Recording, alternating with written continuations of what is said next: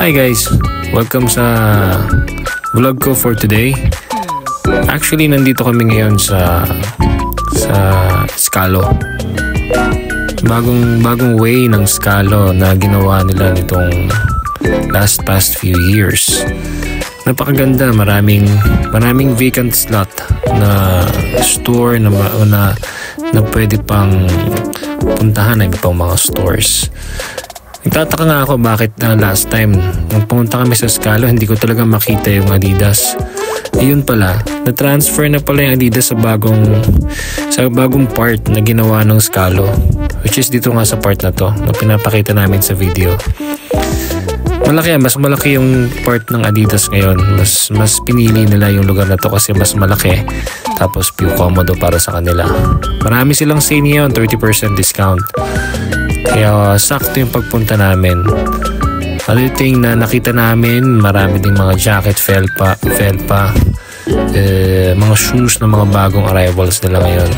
Mga naka-discount sila ngayon, so tiyempo naman para makakita ng mga mas less na prices. So tinake advantage namin to kahit pa paano.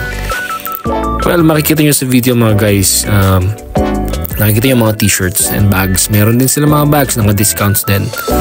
So napaka-komodo talaga, which is Monday kami nagpunta dito na walang masyadong tao. So napaka-free na kumilos. Kasi pag once na maraming tao dito, napakahirap kumilos kapag mamimili ka ng mga shoes. Hindi ka nila ma-accommodate parate. Kasi nga sa sobrang tao. Kudos sa bagong store ng Adidas ngayon. Napakalaki. Maganda siya.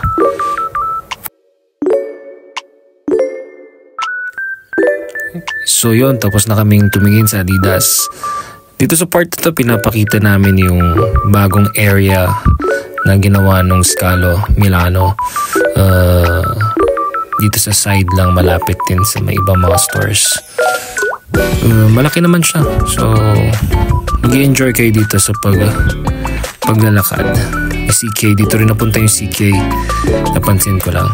Siyempre, hindi rin mawawala yung pictures. Eko, yan yung pictures ko. Yan yung sa may parking lot. Indoors parking lot. Yun lang.